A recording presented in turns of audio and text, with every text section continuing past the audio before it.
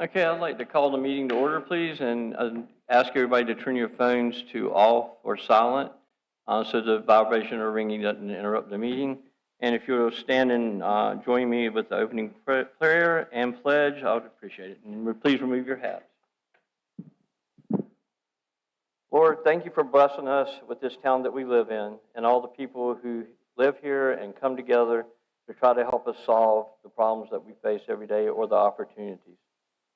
Let us use your wisdom as we go about our business tonight, and let us remember also that we're all your children and that you love all of us equally, and let us all treat each other with respect and with the way that you would want us to treat each other. In your name we pray. Amen. I pledge allegiance to the flag of the United States of America, to the republic which stands one nation, under God, indivisible, with liberty and justice. All right, thank you everybody for coming tonight. We've got another packed house. We have a pretty light agenda. The first section of the public comment is for things that are on the agenda that you would like to address, and then there'll be a second opportunity at the end of the meeting for 5 minutes for things not on the agenda. So first off, we have Lauren Brown is the only one signed up for public comment for the first section. If you step up in your name and address, please. Good evening. Lauren Brown, 504 Greenfield Place. This is way early in the meeting to be up here talking, but I did just want to say the pool survey was very well done. I had 2 very minor suggested edits. So to question number 12, where you're asking about the concerns for people, granted, I guess they could put it in the free form, but I feel like adding an option of liability would be important. The town did just settle a lawsuit regarding the skate park, and I feel like the public aspect of this would be similar liability-wise to that. Also, just the wording at the end, it does note that once a design is drawn up, which leads me to believe that the survey results aren't in fact swaying whether it moves forward or not, that it is kind of already on the path. So that might have been unintentional, but I would just bring that to note. That's it. Okay. All right, thank you. Okay, so that's all we have signed up for speaking on agenda items. So we'll move next to the adoption of the agenda and consent items. And these are items that may be voted on as a single group or without board discussion, or if so desired, the board may request to remove any item to discuss it and to consent and place for consideration. So do I have any motion on that? So moved. Okay, that's moved to adopt. Okay, a second. Okay, all in favor? Aye. Okay, the motion carries, so they're adopted. We don't have any appointments, recognitions, or presentations as well, and no public hearing. So we'll move straight to non-consent, and that would be the Swansboro Aquatics Community Survey that Lauren was just talking about. And Mr. Matt Prane will give his presentation to us.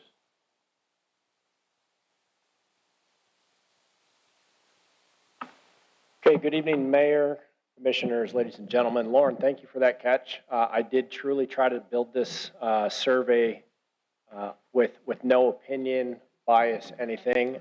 So if you would be so kind to follow up with me afterwards, I've already underlined once a design is drafted.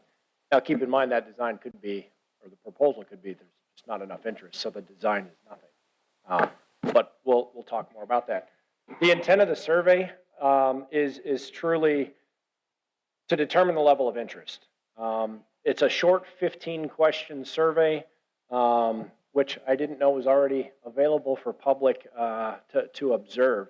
I'm excited to go ahead and release it with your all's approval. But again, the main concept here is to determine interest, whether or not there's a demand and what those requirements are for. So as I've said in many other meetings, the programs have to precede design. If we don't know what programs the community's interested in, we can't really tell anybody that this pool will meet the needs. So this is what we felt was the appropriate first step. The one thing I will say, the survey's short, it's 15 questions. There's an opportunity to put in at the end, you know, any other concerns and stuff like that. But I'm happy to reword that last question as well. And we can also add liability into question 12. I think the survey would take maybe 2 minutes to read through and answer. So hopefully we have a lot of participation. And then the only other thing that I've talked about with the Parks and Recs Director and Fire Chief Randall, they've offered ways to actually disseminate the survey. The only thing I can't determine is when we will have an adequate amount of data to really come back and discuss, you know, whether or not this aquatic facility is feasible within our community. So that is yet to be determined. I guess I'll open it up to any questions. And then I know the final step is to determine whether or not we have approval to go ahead and disseminate the survey. Okay, does anybody have any questions for Matt on the survey or pool in general? Jeff?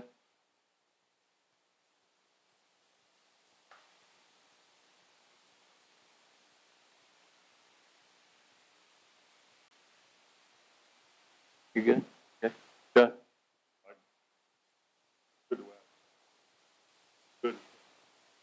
Good information.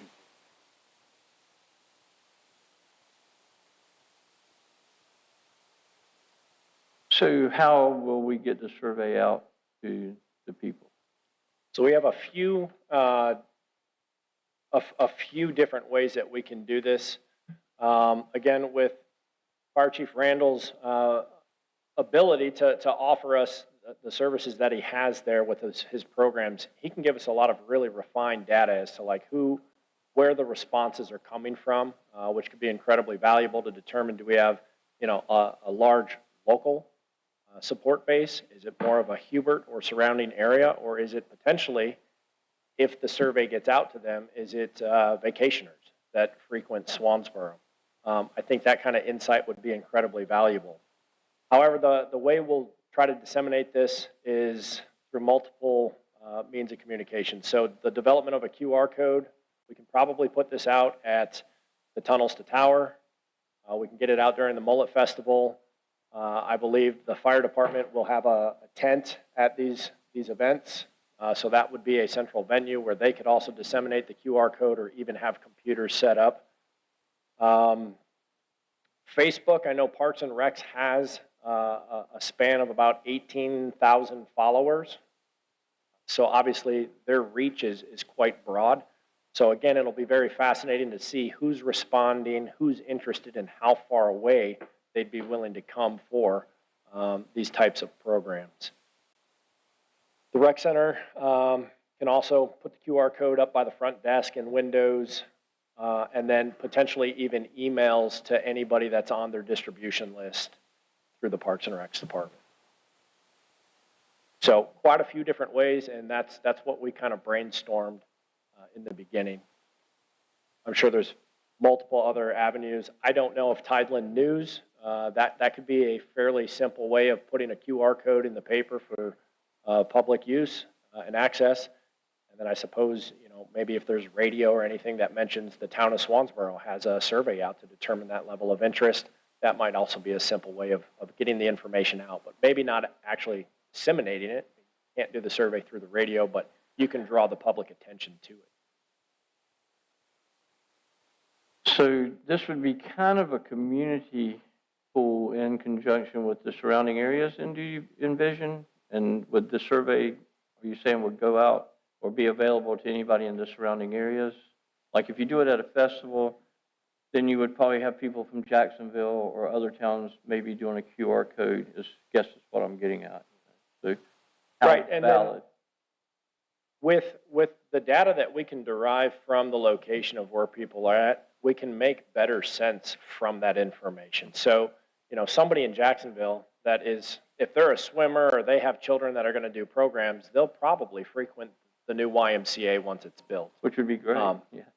But, you know, if they were going to the beach or if they were in the area and they would pay a fee to come and do a daily pass, maybe that's still beneficial to know. So we can interpret the data after we get it. The big thing is just starting to generate some data. Yeah. Okay.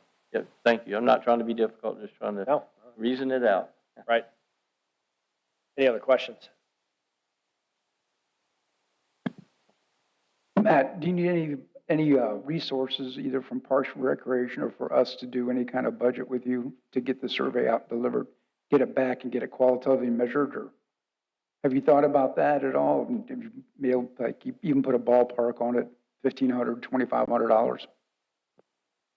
To be honest with you, I haven't considered what it might cost to run an ad in the paper or even radio. That would be the only thing I think would require any sort of monetary value. Now, we have access to some pretty sophisticated geographical analytical tools, and if we put that up through that platform, I think we can do a pretty thorough and honest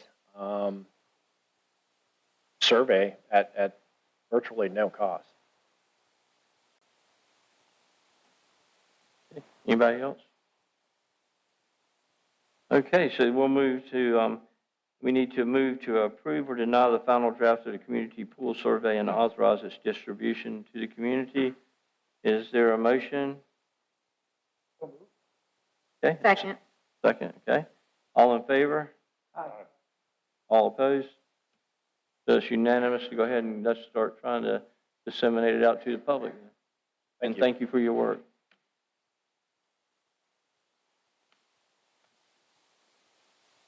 Okay. So that's Alyssa next. This is like the world's shortest meeting. I'm never up here this early. Good evening. For our upcoming September 23rd meeting, we do have it scheduled for the Flybridge Land Use Plan Amendment and the rezoning request, as well as the monthly financial report. We have no other business currently scheduled for that meeting, but as you know, anything could change the next 2 weeks. For your upcoming October meeting, the only one you have that month is the 28th. We have planned for the Beautification Committee, further discussion to return then, possible visitor center discussion. Withers Ravenel is tentatively going to also provide a grant update presentation. Again, for the following month in November, you will only have one meeting that month as well due to a holiday, and that'll be November 25th. Did members of the board have any other items they wish to see in the upcoming meetings? Yeah, go ahead. I think you can anticipate in the future, taking a second look at maybe reawakening, getting a budget amendment in for a new CAMA land use plan. Okay. I see that happening sometime in the next few months, I guess, based on the feedback that we saw at the planning board meeting this past week. So if that needs to come on the agenda, I think we need to make a decision on that. Okay. Anybody else have anything they'd like to bring up? Could we get, I know we're starting on the sidewalks now, maybe get an update sometime. You know, it's not real pressing, but I know we're starting to make progress with the sidewalks. That might be in John's comments. I don't know, instead of an agenda item, but just where we're at, because I know they're making progress on it. And we've made progress, the state has made progress, I should say, on Swansboro Loop Road and Main Street Extension as far as paving. You'll talk about that. Okay. And I don't know the feasibility and how hard it would be to try to get a grant for a, for lack of a better way, like a river walk to go from our new dock or from Bicentennial Park up into our existing park up behind the condominiums. I don't know how hard that would be to even try to get a grant to do something like that, but it would be nice for the water access aspect of the town. I think John had something he was wanting to say about it. Private. What's that? Yeah, we got to get it easy. What's that? Okay. Oh, okay. She wanted to know if it was private property and we would have to get some right of way, some easements and all. That's all I have. If nobody else has anything? Okay. Thank you. So we don't have any items moved from consent, so we'll just go straight now to public comment, and which is the second section of the comment, and that is for things that aren't pertaining to things on the agenda. And we've got a lot of writing on here, so I'm going to ask you to please step up to your name and address, please, and limit it to 5 minutes. And since we've got so many people, I would ask that you do adhere to that 5 minutes. And as we've been saying in the past, to help with the flow of the meeting, shake your hands up in the air for applause or whatever, but please try not to interrupt or cheer or clap or whatever of that nature. Save that for the end if you'd like. So with that being said, John Plegman is the first person signed up, and state your name and address, please.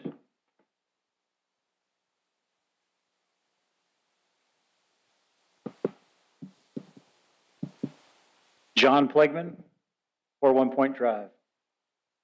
Mr. Mayor, Commissioners, my fellow citizens of Swansboro, I stand up here in front of you in favor of Flybridge. As a business owner and as a citizen, I think it's good for the town, and I'll tell you why. The first thing is, and I agree with everybody in this room, we have to have infrastructure improvements. We have to. For any growth to be real and for the town not to be burdened by the growth, infrastructure improvements have to happen. The developer who's doing Flybridge has got a lot of infrastructure improvements that they have to do. I'm going to highlight a few. New turning lanes, extending existing turning lanes on Queens Creek and Corbett Avenue, retiming traffic lights all the way through as far as that traffic report goes. As a matter of fact, in the TIA report, it says that when this infrastructure improvement is completed, traffic will flow better, including the traffic counts added by the development, than it currently is. I didn't write that, that's in the report. I think that meets some infrastructure improvement concerns. Our sewers being improved, our electrical grid is being improved. I know that my street has gotten all new electrical, and I see it happening all over town. That's great. Mixed-use developments like Flybridge are smart growth. When you mix your uses and you plan your developments the way that this project has and projects similar to this, it promotes walkability. You no longer have to drive your car from your development to where you shop or eat in a mixed-use development. Flybridge will be an employment generator for this town, not only during construction, but afterwards with the commercial and the retail and the residential uses. This increase in housing will allow local businesses to expand because they'll have some housing for their employees. And it may be an enticement for new businesses to come in here as well. One thing I do have to say is this is a great town. That's why I live here. Growth is coming. It's inevitable. We have an opportunity with the developer of Flybridge as a town to help shape and mold what this looks like. The first step is this rezoning.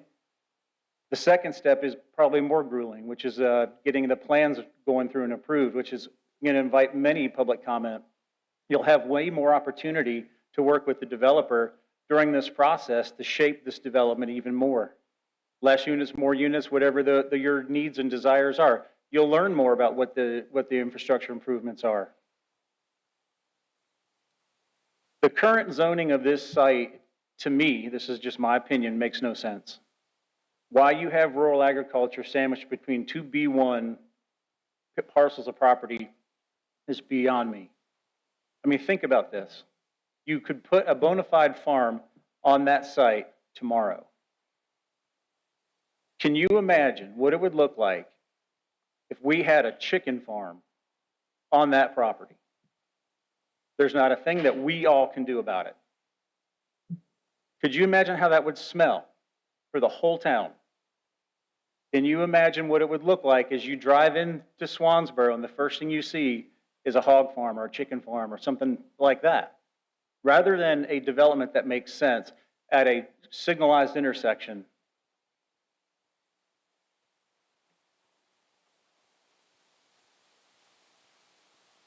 You guys have an opportunity to hear from the developer tonight. They're going to talk a little bit about their operation.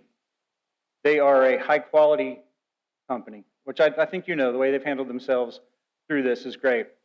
And I also want to commend you guys for organizing the way you've done, and also the way that you are behaved tonight is what makes America great. I think that's what makes us as a nation strong, as a community strong. But I will urge you to listen to what the developers are doing, and I would also urge you guys to approve the rezoning and the land use change to allow these guys to go to the next step. Control this growth. If you go 100 yards down the road towards Jacksonville, it becomes a county project. You guys will get, as a town, we'll see no tax benefit from it, but we'll have all the burden. And the developer will probably not be responsible for fixing anything on Corbett Avenue. So I just urge you guys to think this next step, approve it. That's my ask. Thank you. Thank you. Okay, yep. All right, so next would be Tony Pereira, and your name and address, please.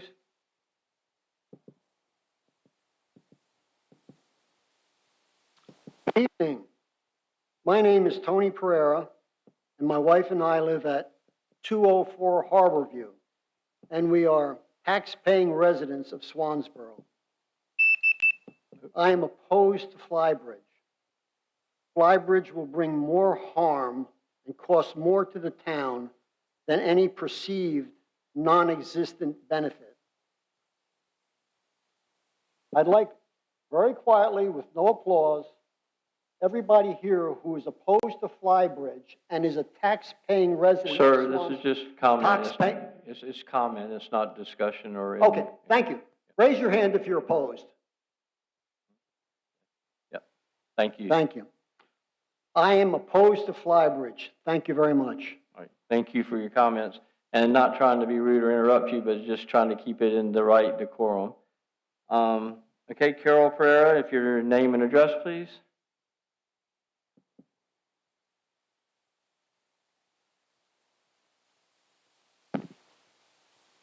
My name is Carol Pereira.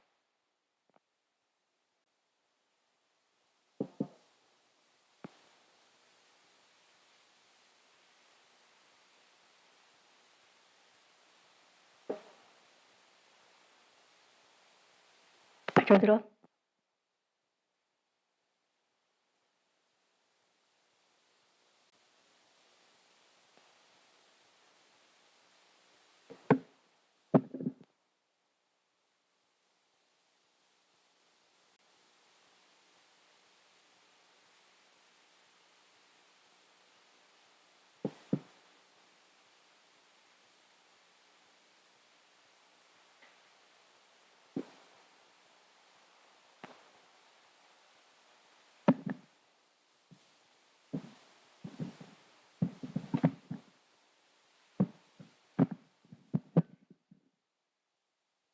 That better? Oops. That is. Thank you, sorry for the inconvenience. Okay. My name is Carol Pereira. I live at number 204 Harborview, and I am a tax-paying citizen in the town of Swansboro. There are many things about Flybridge that distress me, but I'm only going to talk about one item that's probably more emotional. We have people from Sanford coming here and telling us, the people of Swansboro, what we need and what we want, but they do not live here. Then they're going to do what they do. They're going to make all their money, and then they will leave because they do not live here. And then we, the people of Swansboro, will be left to suffer the consequences. So please, listen to the people of Swansboro, not the people of Sanford. Thank you. Thank you, ma'am. Okay, Jamie Patani.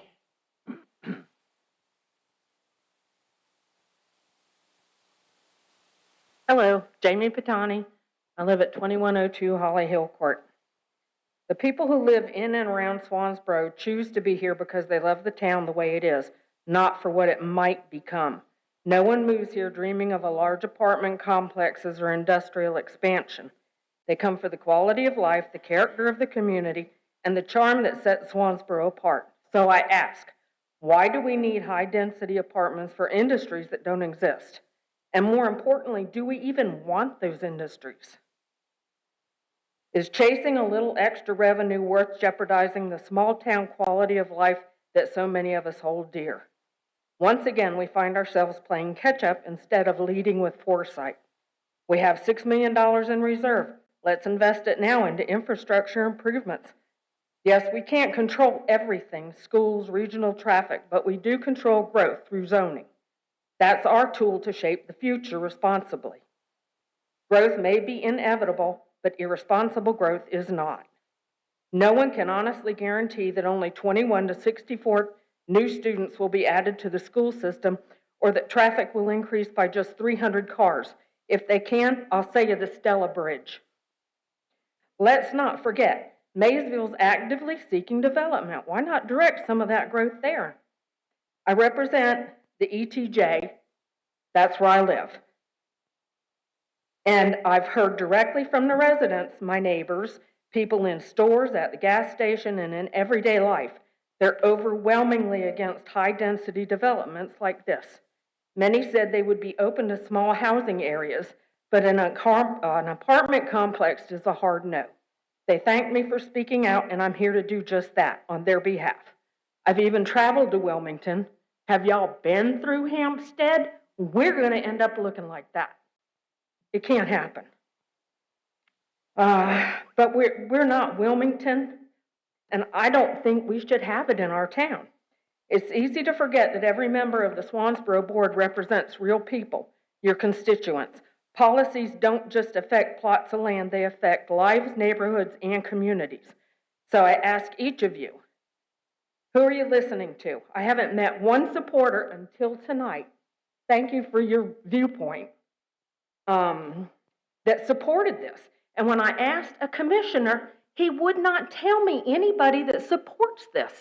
Would not say. Said that you'll attack them. I'm not going to attack anybody. I just wanted to know who would want it. Now, you got to put your hand down. You got to sign up. Tell them, Jamie. That's right.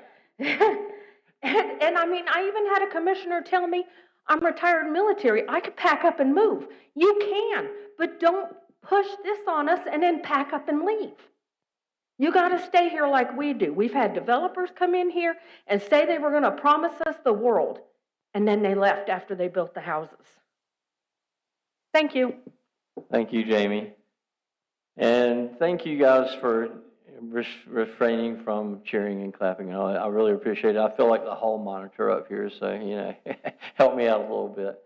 So next we'll have Elaine Siofi.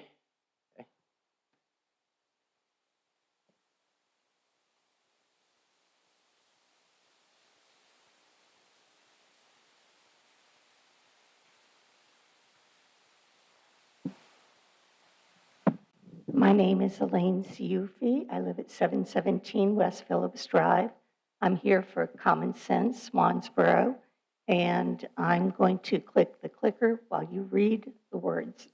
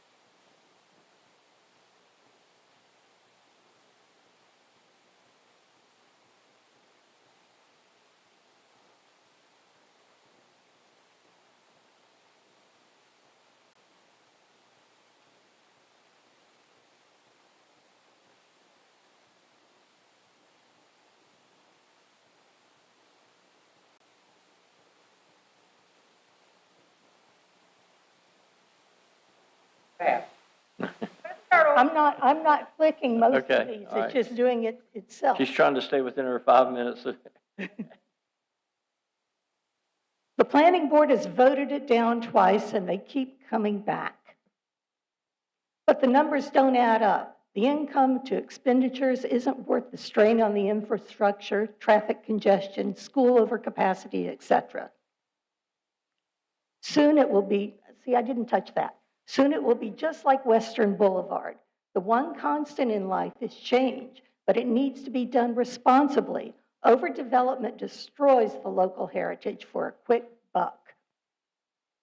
Soon it will be just like Western Boulevard. The money this development would make for the city is far surpassed by the negative effects on the environment, infrastructure, and further crowding our schools.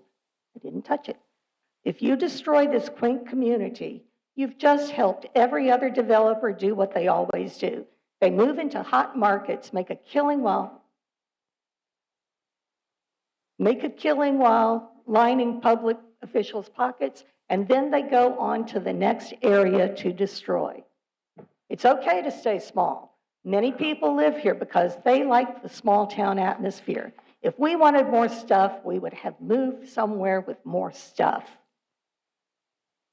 They won't be satisfied until they turn Swansboro into Myrtle Beach. Let them have the traffic and pain that goes with growth, and let us live in a peaceful, quiet town. Honestly, Swansboro's infrastructure can't handle the population it has. Adding more will mean less for the people that have already paid for what they don't know they have. Once you unleash something like Flybridge, Swansboro is ruined forever. There is no going back.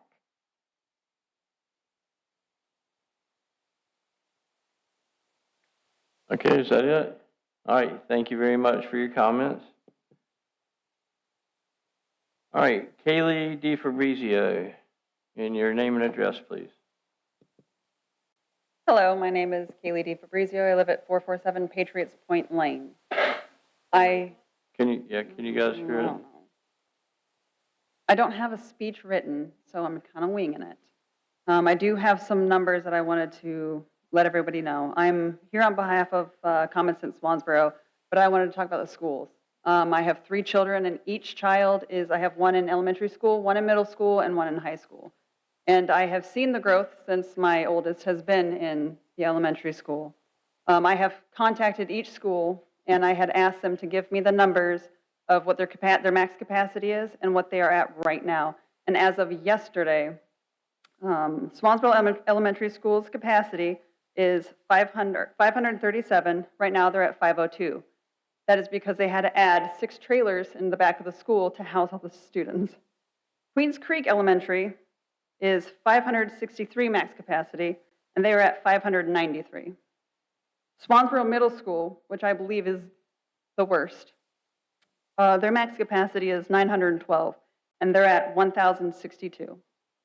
Swansboro High School, their max capacity is 1,240, and they're at 1,276.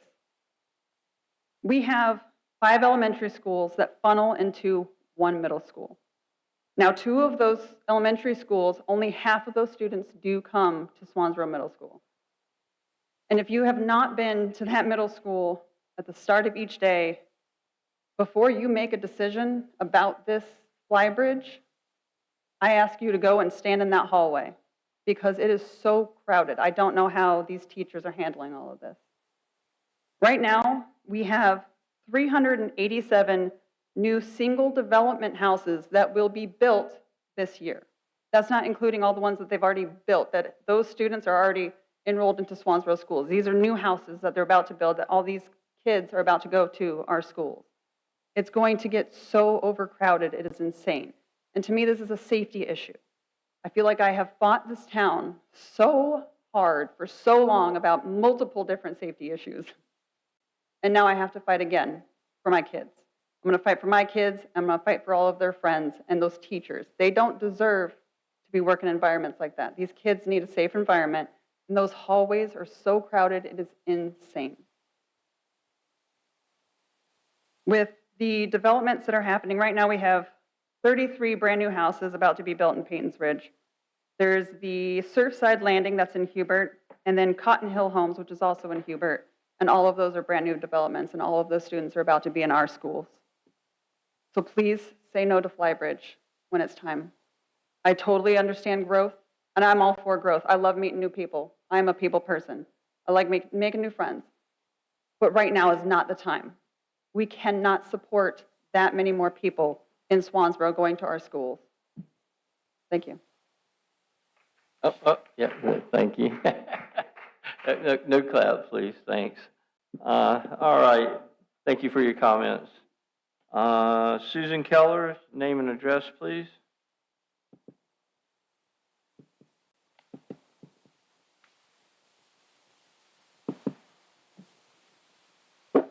Hi, my name's Susan Keller. My home address is in Sanford, but I'm with Flybridge at 1481 West Corbett Street. So I'm not here to tell you why you need to vote for Flybridge, although I think it does offer you a lot of bonuses, which John Plagman pointed out, because somebody else besides us could come and do the exact same thing just outside of the ETJ, and the town of Swansboro would receive none of the benefits, but all of these things that you are worried about would still happen. So that is a valid point and something that you need to think about. But really what I signed up to talk about, because there have been some questions about what the apartments are going to be like if they came to fruition. And so my company is Rampart, and we would be operating those apartments. And we do not build them and leave. There is no track record of that, period. We manage them to hold. Our job is to manage the asset, much like you have people that manage your public assets like this building. So our job is to make sure that it is clean, that it is well kept, that the vendors that do any repairs are good vendors, that the materials that we use are good, solid materials. Our goal is also to provide a good community for the residents that live there. And we do that through a lot of things. We have on-site staff there. A property the size of Flybridge would have 7 on-site staff there every day. There would be 4 maintenance guys, and there would be 3 people in the office. There would be 24-hour emergency maintenance to handle any issues that would happen there. We do a lot of community building. So, for example, we hold 2 resident events every month. We do things like a sip and paint. We do things like at the end of the summer, we have a party in the pool where you can bring your dog. The last night the pool's open and the dogs can all jump in the pool and have a good night.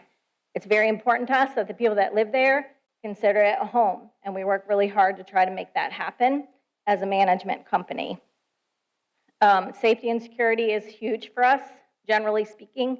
We have a courtesy officer, which would be someone from the police department that lives there, which we have had people say that they would live there because they would like to live in Swansboro if they work here. And they would receive a reduced rent in exchange for doing patrols, checking on things at night, being available if there were any issues, which we have very few issues because we do background checks on everybody that lives in our property, criminal background checks. And then we also run credit, and so you have to be income qualified to live there. It's not a government subsidized property. It's not what I would consider a luxury property either. It is built so that people that live in this area can afford to live there. And so I've been asked who's going to live there. Well, I can't tell you who's going to live there. We're very inclusive. If you meet the qualifications, then you can live there. But I can tell you who lives at our other properties that are very similar, and they're teachers, and they're healthcare workers, and they're people that work at the fire department, people that work at the police station, people that teach at a local university. They are young, they're old, they're single, they're families that are building a house and need a place for 6 months to live. They are people that maybe work in a place for 6 months, like maybe during tourist season. So you have somebody to wait on you when you go to a restaurant. People like that are the people that would live at Flybridge. So I'm obviously in favor of this because we're the developers and my company manages it. But the allegations that we're just going to build something and make our money and leave there's no track record of that. And I encourage you to look at our properties and look at the track record of our company. That's not the way we work. That's not our goal here. we would be here to make sure that it is well-maintained, that it is safe, that it is secure, and that we are a good partner for the community. And that's what I wanted to say. Thank you. Great, thank you for your comments. So now, Terry Herbert, your name and address, please.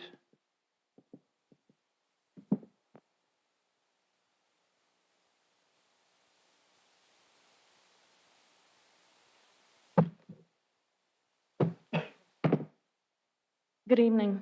I'm Terry Herbert, and I live at 102 Oyster Bay Road. And I want to say to everyone that I love my hometown. My roots run deep in Swansboro. My grandparents lived on Elm Street. Next door was my great aunt. On Front Street, one great uncle owned a home, and another owned the fish house.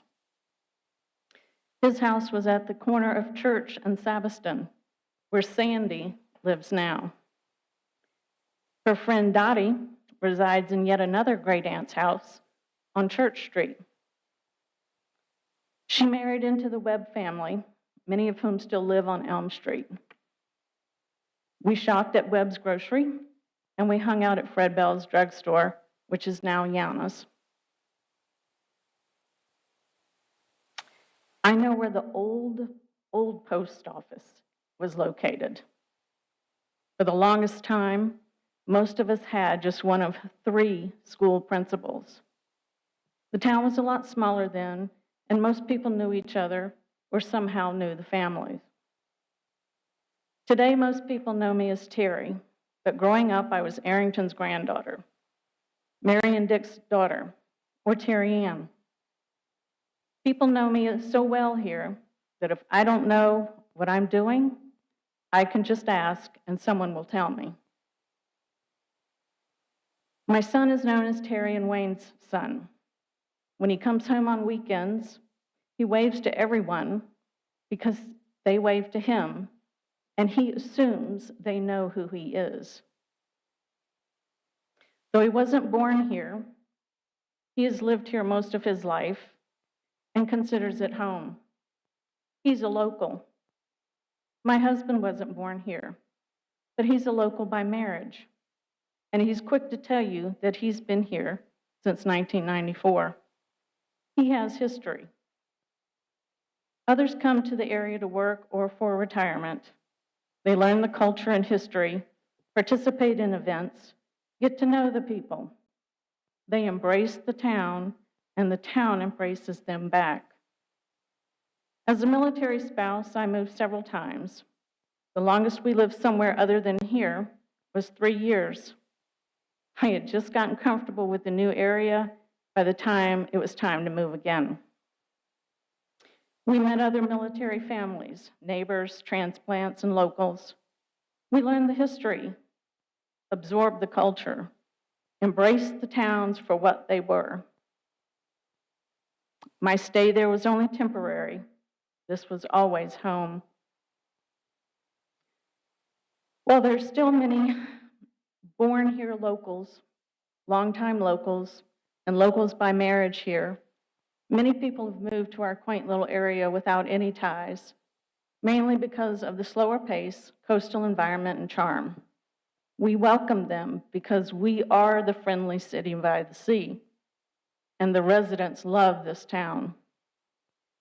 If you love this town as much as the phone callers, the letter writers, and the white-shirted audience members do, I ask you to be a hero and vote for Swansboro. Thank you. Okay, thank you for your comments, Terry. Lauren Brown is the next speaker, and name and address, please.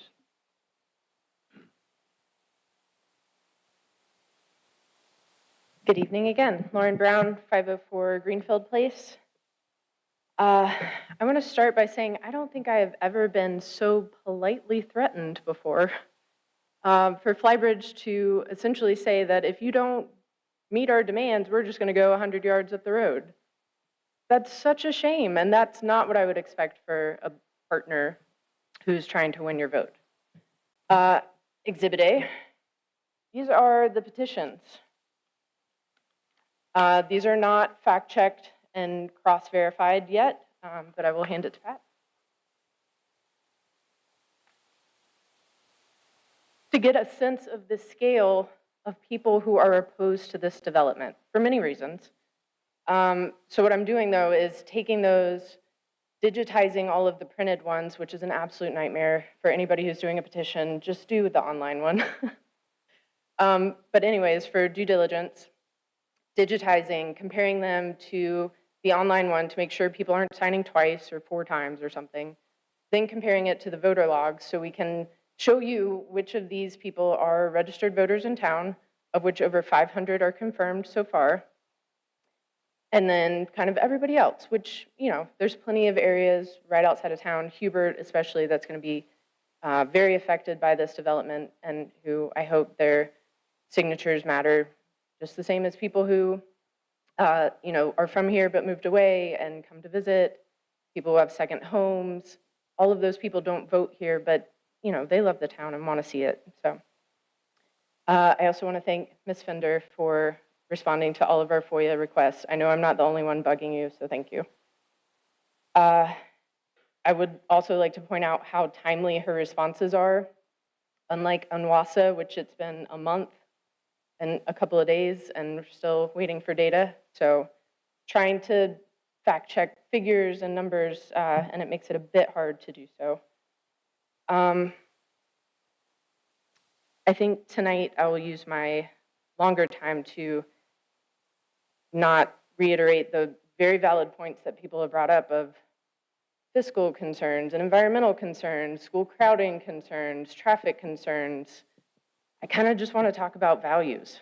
I've heard from many of you in personal conversations about your love for the town, your desire to do projects that benefit the town, in the budget discussions, fiscal responsibility. And I struggled to see how you can express these views and then support Flybridge. And I'll elaborate. So even if you think this proposed development is good for the town, which again, I strongly challenge any assumption made to that point, the way it's happening alone should merit rejection. Approving a requested rezoning and amending the future land use plan map sets a dangerous precedent. What's to stop a developer from buying up valuable property up there on Corbett's Hill overlooking the water? And then saying, oh, we already invested all this money, y'all, come on, let us build what we want. By setting this precedent of overruling where you have a plan that says this is not allowed, you're eroding that future decision-making of yourself or your fellow board members. In addition to setting a very bad precedent, I want to challenge the assumption of revenues gained. This project may appear to bring short-term revenue, but in reality, it will increase the town's long-term liabilities. The demand on roads, emergency services, utilities, schools will far outpace the tax revenue projected. This will lead to opportunity costs. Less funding will be available for the priorities and the projects, of which we heard one earlier tonight that was proposed. We have recent examples of this, of developments that didn't go the way they were supposed to, and the town got left with the bill. Ms. Parati, if I may be so bold as to speak to you directly, you have in your emails and responses to people who asked, which way are you voting? You've been very clear of, I'm going to follow the facts, I'm going to listen to the people, and I thank you for that. It's a big burden on your shoulders. I do think you're up for the task. I appreciate that you have another 2 years in your term to serve. I one day hope to be in your shoes and sitting on the board next to you. And I just hope that this decision is made with that in mind. And I do also, if I have enough time, want to speak to your husband's comments at the planning board. So he expressed frustration, Mr. Parati, about people saying, asking him if he's from here, how long he's been here. And I get that that could be seen as insulting, but I think it's just shorthand for people wanting to know if you love Swansboro. Like, that's their shortcut way to know. If you've been here, like Terry's family, you've got roots, you care about it, you're invested. I've seen from tonight, even, we've heard people with accents who are definitely not from here. That doesn't matter. That's not a good gauge anymore. And I think as we get bigger, we'll all come to realize that. For instance, I met a woman who moved here from Pennsylvania 4 years ago, and she is collecting signatures, 56 signatures she got in Charleston Park on that petition being passed around of people opposed to this development. And she's only been here 4 years. Doesn't know that many people not invested, and darn if she's not sticking up for her town. So, Okay, that's- you're at the limit. yes, thank you so much. All right, thank you, Lauren, for your comments. Okay, Constance Crocker would be next.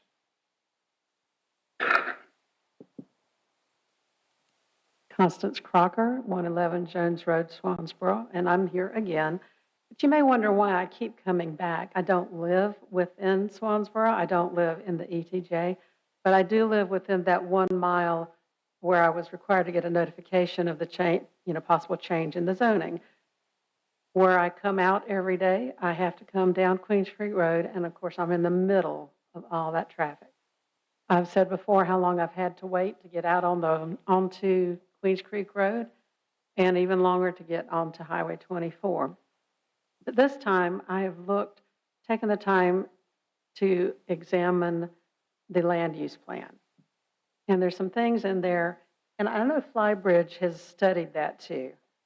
And they brought out things at the planning meeting that they said, yes, we need to go ahead with it. It fits into the land use plan. Well, there's other things that I really think it does not fit. And I'll try to keep this concise without reading exactly what the land use plan says, but reference the page number. In the section 6, which is the implementation, on page 58, it talks about extending the standards of the downtown and historic district into actually traditional town center and coastal traditional neighborhood. In my opinion, the proposed Flybridge apartment complex is nowhere close to coming in compliance with how we see the downtown district or the historic district. I don't think a 3-story, 300-unit apartment complex fits into that at all. Next, about the Gateway Corridor, and this is on page 59. It talks about encourage residential building setback and massing the blend in with the natural environment. The key word there is blend in. Again, a 3-story, 300-unit apartment complex does not blend in with our community. Page 59 also, the infrastructure talks about having adequate public services. Now, we're also talking, now this is implementation here. We do not have the adequate public services to allow dense development, which this is.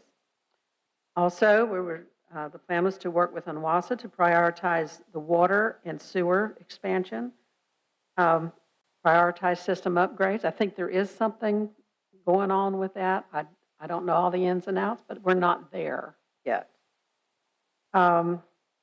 Evaluating the cost of providing services. No, we're not responsible. Swansboro is not responsible for that yet, but what is the cost projection? Should we have to assume all those infrastructure services?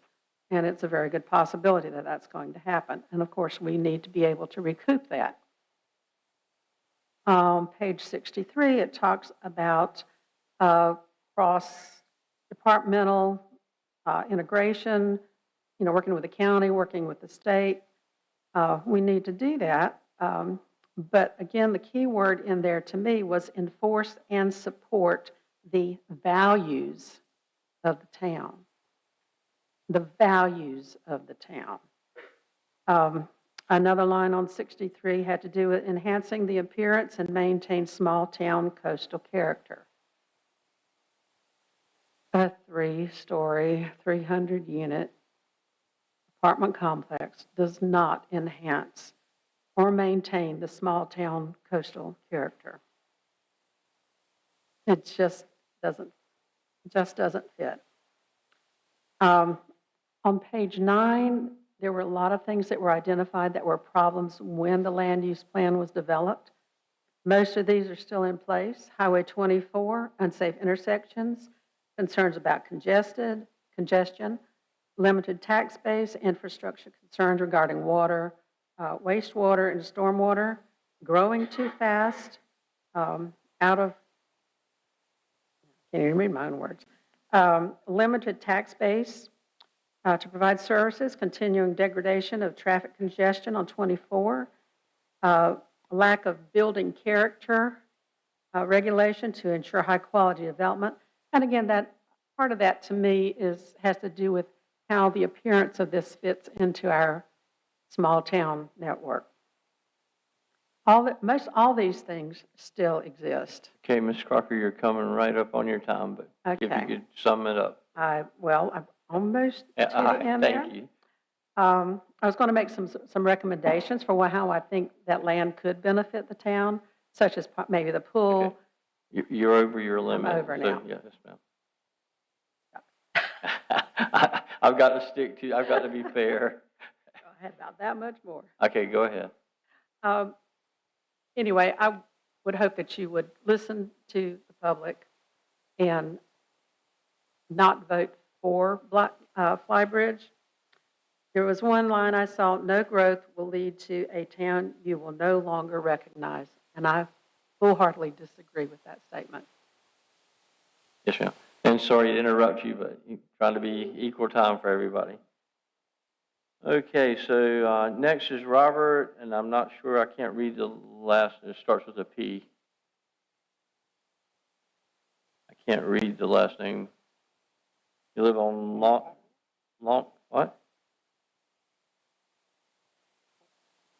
Longwood Drive? Nope, so they must not be here then, okay. Clayton New?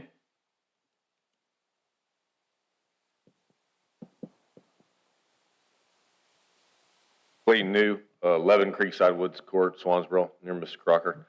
I think y'all have been kind of asking all the people in the room, hey, go to the other more meetings, go to the school board, do all those things. Well, we've reached out to the school board, and, Kaylee put some numbers out there. Smith Senate did a 2021 facility assessment for the Onslow County Schools, 512 pages, lots of money spent on that plan. And yes, it's got capacity charts that say there's 940 students, and now we're at nearly 1,100. Like you heard, she's got the facts. But yet when we emailed the Onslow County, I would say the head people, they replied back that they don't have a capacity problem. So I'm just trying to get to the truth of the matter here, and I'm not attacking you, but I'm saying we are doing our homework, and then the county, they will throw a culvert over any ditch in a rural agricultural area and say they got a housing development. So, they're part of the problem too. However, we are talking about this, and you've heard about all these issues prior to this proposal, and now we're talking about these issues with this proposal in play, and we're not improving any of those issues. So I think it's very automatic that the vote should be no, because we have pre-existing issues. There was 3 intersections that had PM peak load calculations that said they were unacceptable intersections. And one of the intersections could not be geometrically enhanced in any way, shape, or form to improve its level of service. So the data is there that we can't make improvements. This isn't going to have improvements. It's only going to make things worse. And that you heard about Hampstead, they're making a way around Hampstead. We don't have a way around us. Okay? So we're seeing the problem coming in the future. We see what it's going to be like. We don't have a real alternative other than say no to this proposal. Thank you. Thank you, Clayton. Okay, Ashley Gardner, your name and address, please, ma'am. Oh, no, when you get to the microphone. You're excited. Thank you. Ashley Gardner, 101 Longwood Drive in Stella. So first, I'd like to say thank you for the opportunity to speak tonight. I'd also like to take a moment to thank the Planning Board for prioritizing the voice of the people and voting against the changes to the land use plan requested. Last time I was here, I alluded to rapid development in my former town on Long Island. Riverhead, New York is the last town before the island splits into the North and South Forks. While I don't expect all present to be up on their New York geography, the South Fork holds the Hamptons, I feel like everybody's heard of. The North Fork may not be as renowned, but it is also a popular destination for its vineyards, farm stands, and charm. These amenities and my family there drew me to the area in 2006. At that time, there was a huge push for development. Both forks were very mindful of how the land was developed and who was allowed to influence change in those communities. Riverhead, unfortunately, was not as discerning. I left in 2017 as Riverhead sprawl was well underway. The businesses downtown were struggling. It was rapidly becoming a pass-through town. I returned for a visit last March, and downtown was shuttered. Traffic crawled. I was grateful that I left when I did. Investors with nothing but money, investors without emotional investment in the town, had built, flipped, and vanished. I feared Flybridge would do the same. So I decided to look into things a little bit. Several of the agents registered with Flybridge were also registered agents with the sanctuary at Powell Place a few years ago. There was property purchased in 2018 or 2019 for about $1.3 million. They partnered with Carolina Commercial Contractors to build a 264-unit complex. Held its ribbon cutting in February of 2021. The property sold for $91.3 million in June of 2022 to a Bethesda, Maryland-based company. Now, I will say that property is still managed by Rampart, and if there is a relationship that I'm unaware of, I do apologize for that. But it does appear that the agents who built the property lost control of it. And I'm not saying that their profit, which I assume was good, is unearned, but I am saying that when you lose the ownership, you lose control of what happens to the rent, the property, the upkeep, anything else. Even if you still manage it, you manage as long as the owner allows you to manage. I know that Flybridge has generously offered to allow the town to annex the property to gain the tax revenue. This isn't really much of a sacrifice. That same property only paid $4,000 to the city of Pittsburgh in 2019.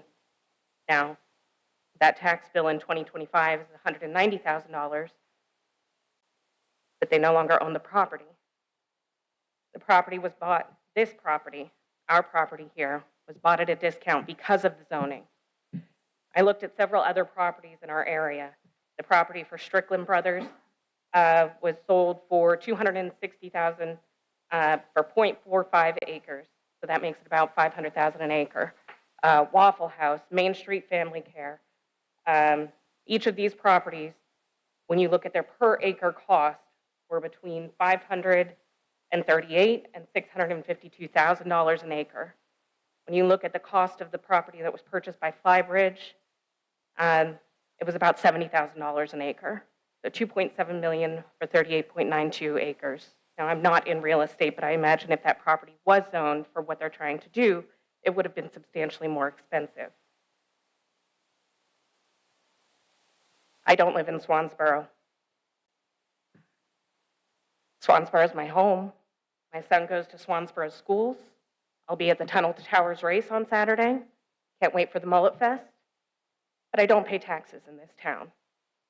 So, if you'd like to annex me, go for it. I will happily accept that. Thank you. Okay, thank you. Okay, Todd Gardner, and your name and address, please.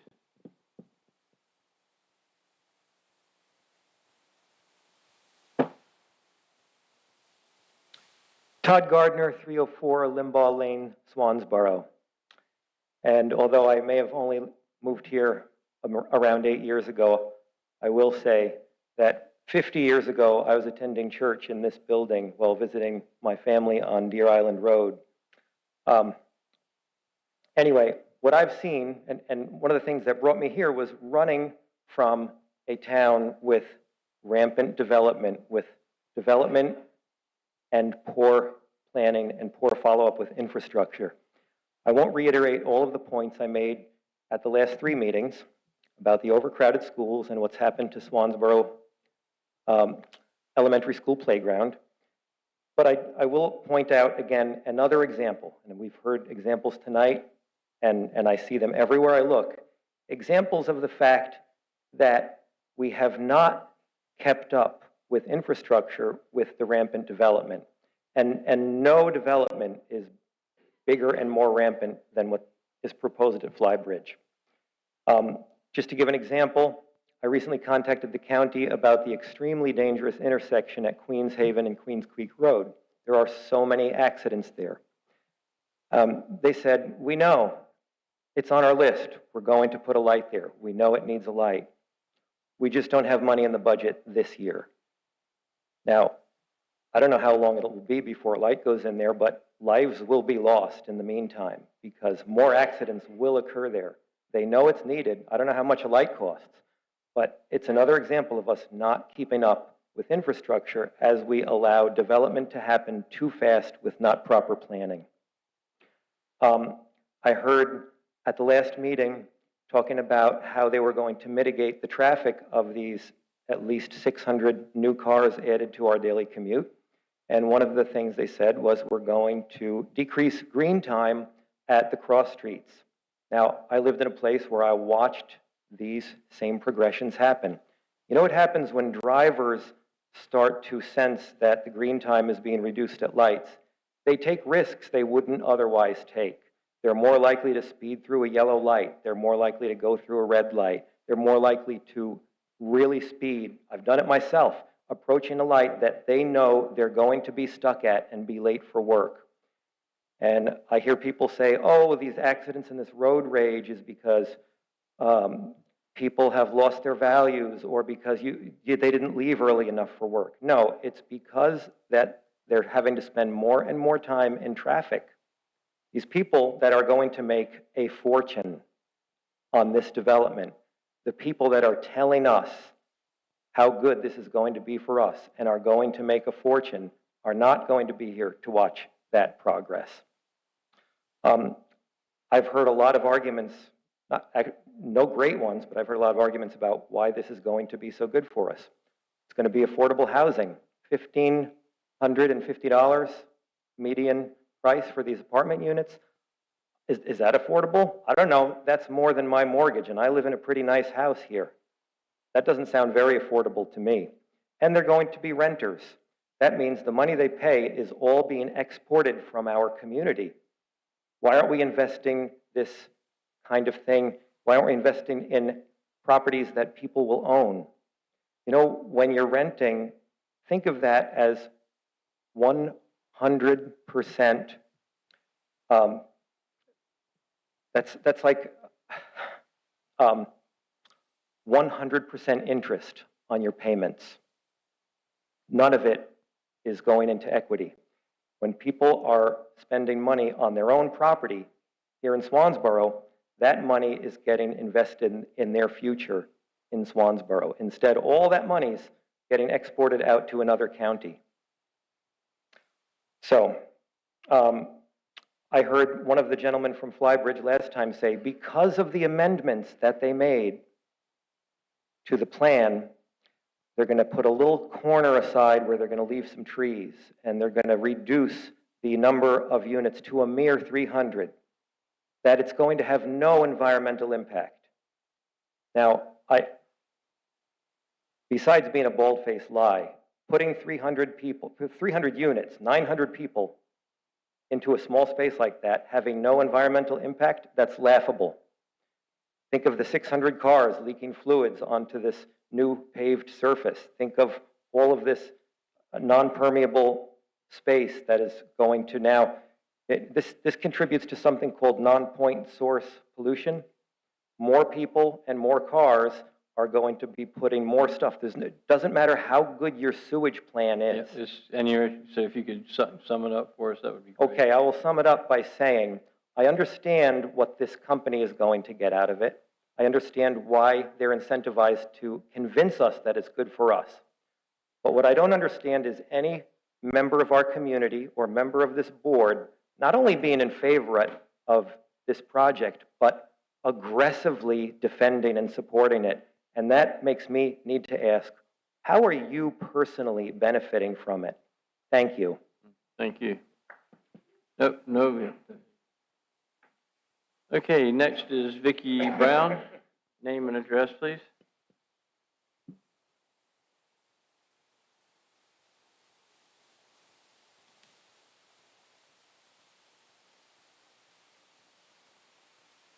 Hi, Vicki Brown, 601 West Broad Street, Swansboro.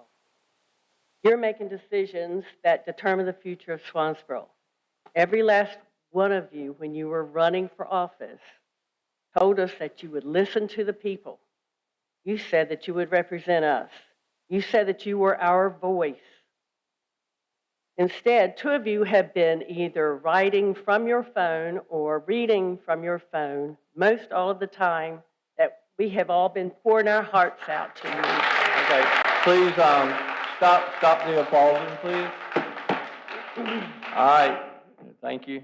I would like to say that the land use plan accounts for green spaces, areas that contain wetlands or a protected environment for wildlife or trees and just plain greenery, or simply to prevent sprawl and destruction of natural areas that are not covered in concrete and other impervious surfaces that destroy our waters and the seafood that our town is known for.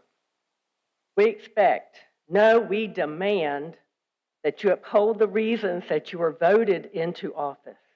We don't need, nor we want growth that does not benefit us. We don't want you to change our land use plan to allow this development to build here.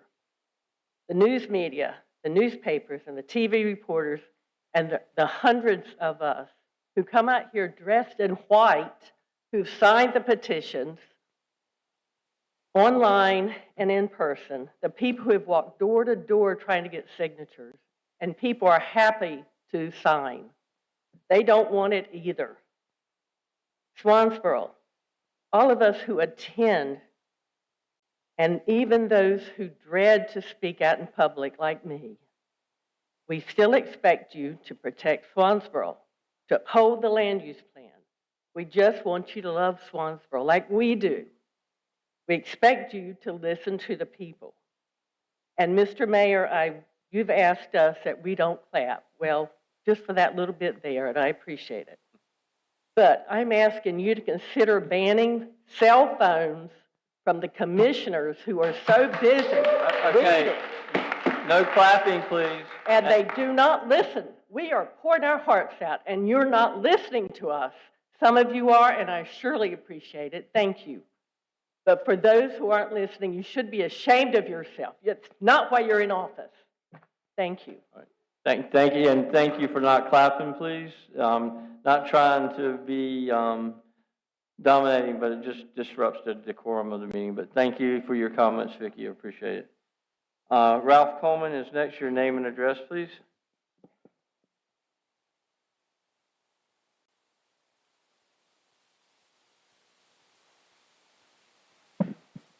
Ralph Coleman, 60 Pickett Court. Flybridge LLC calls for gutting the land use plan in order to replace one of our very few RA buffer zones with a high-density business and apartment complex. It's been explained how the Flybridge plan is not compliant with our UDO traffic study and remediation requirements, and how that portion of the UDO provides a basis for mandating developer reimbursement of road construction costs. There are additional UDO violations built into the Flybridge plan. On page 6 of their plan, in a section called Parking Narrative, Flybridge calls for a variation, which is not a real word. They probably mean a variance to the town's UDO parking regulation. Flybridge suggests that 1.9 parking spaces is, quote, adequate accommodation, unquote, for each of their planned 300 apartment units.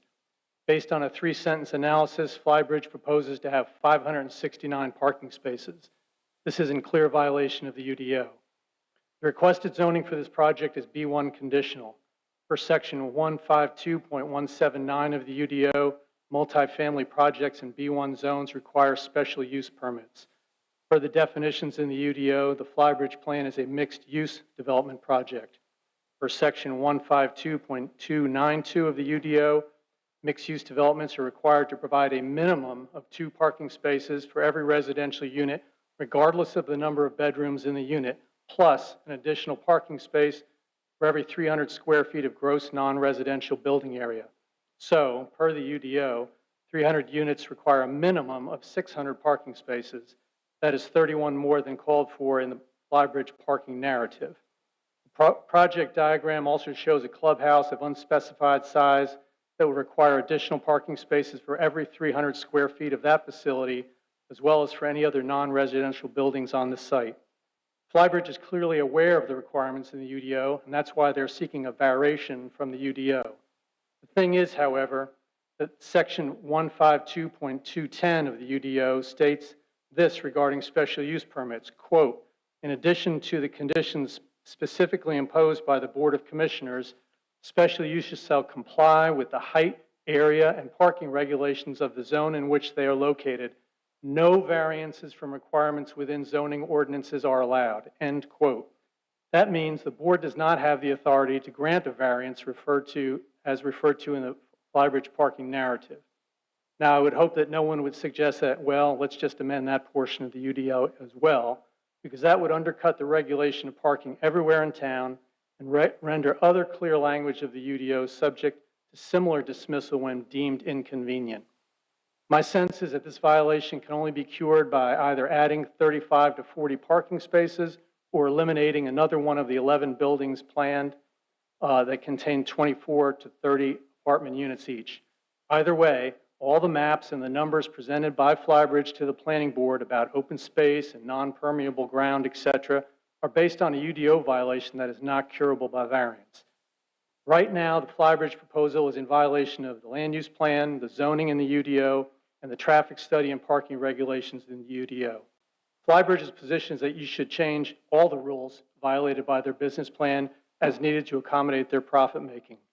If you say no to Flybridge now, they have no recourse to claim that they were wrongly denied anything. In this regard, the situation is completely different from the Walmart scenario, where some board members felt their hands were tied by the threat of litigation. As it stands, Flybridge can make no claim of being entitled to anything. And while the board does not have the authority to expand our roadways or our school infrastructure, you do have the authority to say no to a high-density apartment complex that will obviously make things like failing intersections and school overcrowding worse. You can really choose to help our community on these issues. The point here is this: Flybridge does not give a damn about Swansboro's rules or sense of community. Please do not join them in their disregard by ignoring or casually amending our established land use standards. The community you represent deserves better than that. And finally, with regard to the first public comment fellow today, if I'm not mistaken, I met him at the Flybridge community meeting where he was introduced to me as an architect working with Flybridge on this project. He failed to mention that, which would make him a shill for Flybridge coming in here and lets us know what kind of game they're playing, trying arguably, and if I'm wrong on that, please correct me, he left right after he made his comments. And if he fails to disclose that and speaks to you acting like just another guy from Swansboro, that lets you know the kind of game they're playing. Thank you. Thank you for your comments, Ralph. Okay, Junior Freeman, your name and address, please.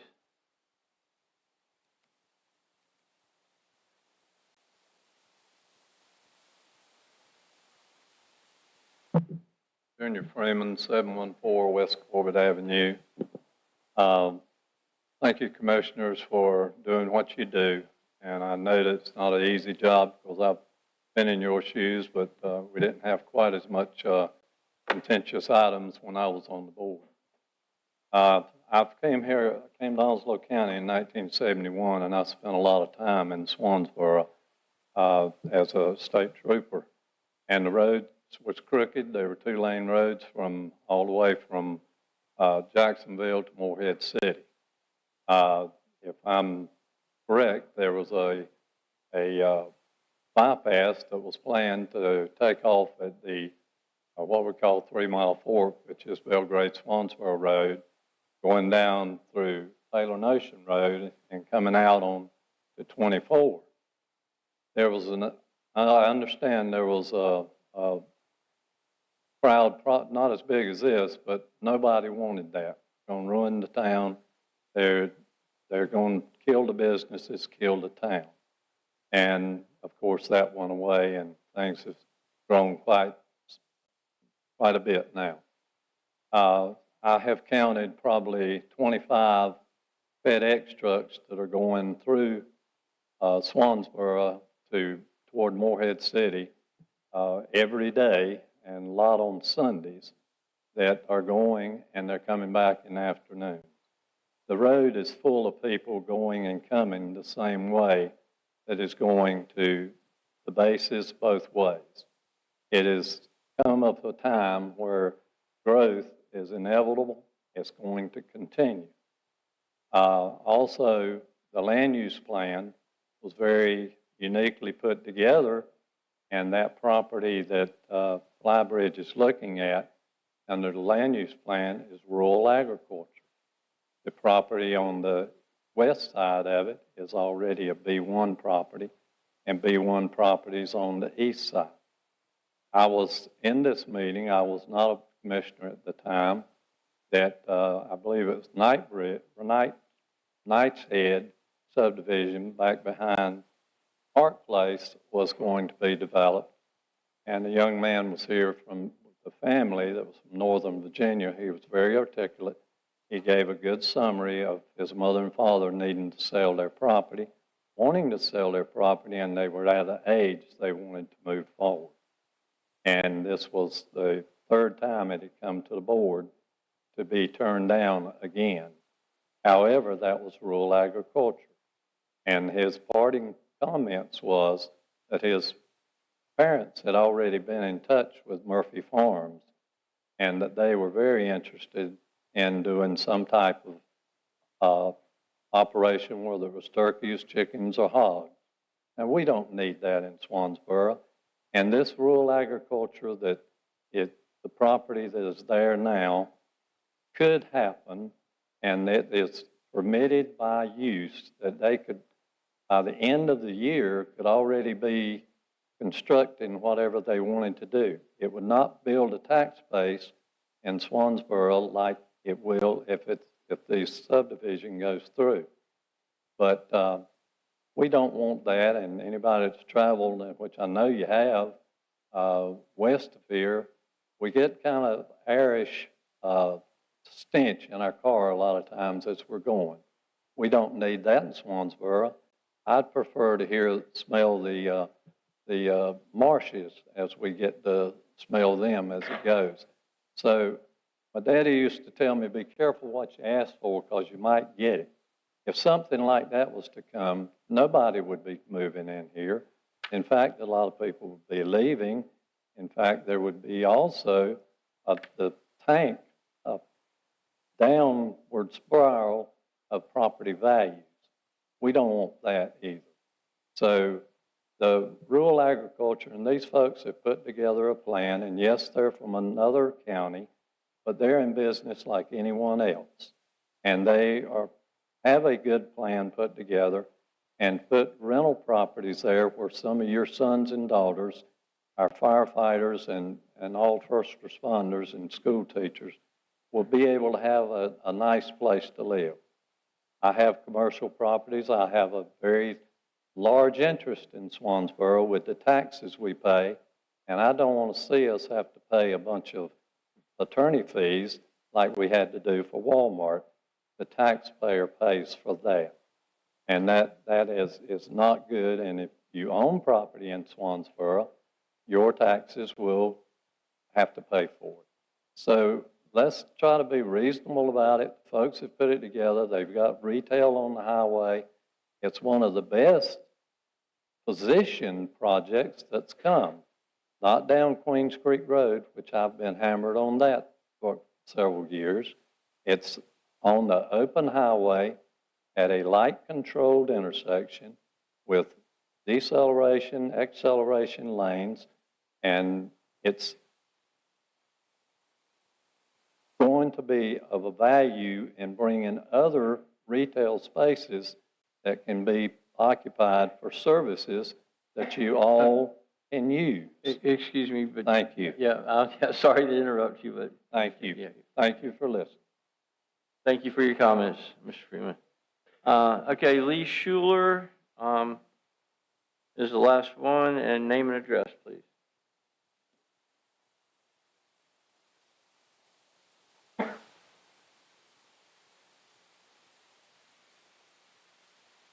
Lee Schuler, 140 Front Street. During the year 2010, the Swansboro Historical Association created and distributed a visitor questionnaire for the purpose of acquiring feedback from Swansboro's visitors.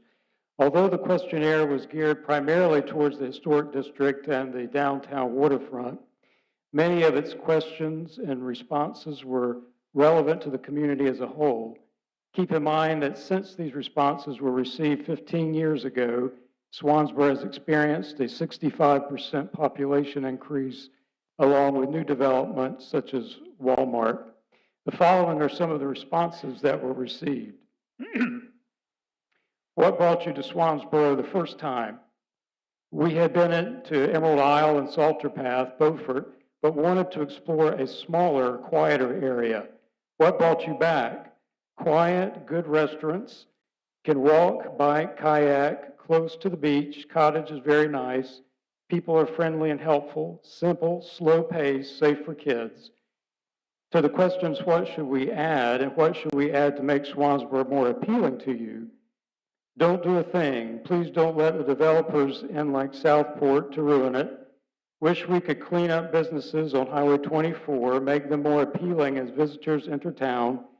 Can't think of anything in question. It is a lovely, quiet area. I can't think of a thing. Nothing. What things should be changed? Please don't change anything. You will lose your uniqueness and quaintness that only you have. Zero. We enjoy it just as it is.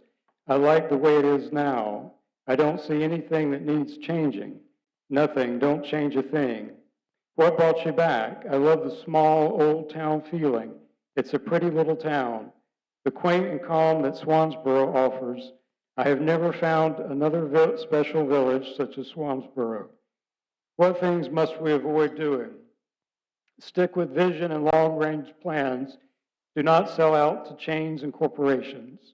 Do not, in all caps, allow development, 3 exclamation marks. Swansboro is something that can't be found anymore. There's a sense of history, nostalgia, and pride.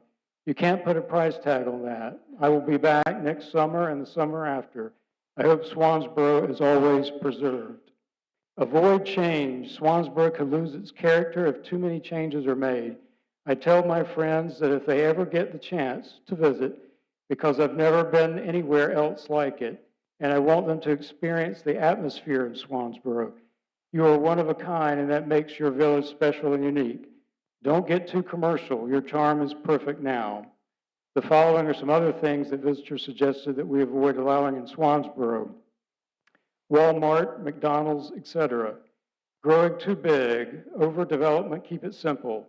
Developing too much, getting too commercial, avoid chain establishments that ruin the ambiance. No more waterfront condos, too much commercialism. Comment suggestions. We so enjoy Swansboro. It is a pleasure to stop here. The people are very friendly and it feels like home. Please, please keep it that way. Although Swansboro's history has included individual decades of dramatic population growth, such as the 1880s and 1950s, it is difficult to put in perspective the magnitude of Swansboro's 21st century growth. Whereas during the final 40 years of the 20th century, Swansboro experienced a 29% growth in population, Swansboro has already experienced a 208% growth during only 25 years of the 21st century. Swansboro's population has more than tripled during these past 25 years, growing nearly 5 times faster than Onslow County's population, more than 5 times faster than North Carolina's population, and more than 9 times faster than the nation's population during the period of 2000 through 2024. According to data from Nielsberg Research, Swansboro experienced 18 consecutive years of net growth from 2006 through 2023, and separate projections predicted growth for both 2024 and 2025. Swansboro's population appearance, economy, and character have changed significantly over the course of its history. How much more do we wish to change, in what manner and at what speed do we wish that change to occur? Once decisions have been made, it isn't easy to undo them. Sometimes we've been successful in resisting certain types of change, and other times we have not. Several years ago, while I was standing in one of Swansboro's downtown businesses, a visitor remarked that they were surprised that the islands within view of Swansboro had not yet been developed. Today, as we consider development, it has been suggested that a vote against a particular development will close the door to future interest by developers. However, that has not been the case in Swansboro's history, nor do I expect that it will be in the case of the future. The state of North Carolina is growing rapidly, more than doubling its population during my lifetime, and is projected to pass the states of Georgia and Ohio in the early 2030s. Excuse me, you're getting overtime now. Okay, and I'll jump. Sorry to interrupt you, but. Oh, sure. Alonzo County is projected to be among the 30 counties in North Carolina's highest growth category during the next 5 years.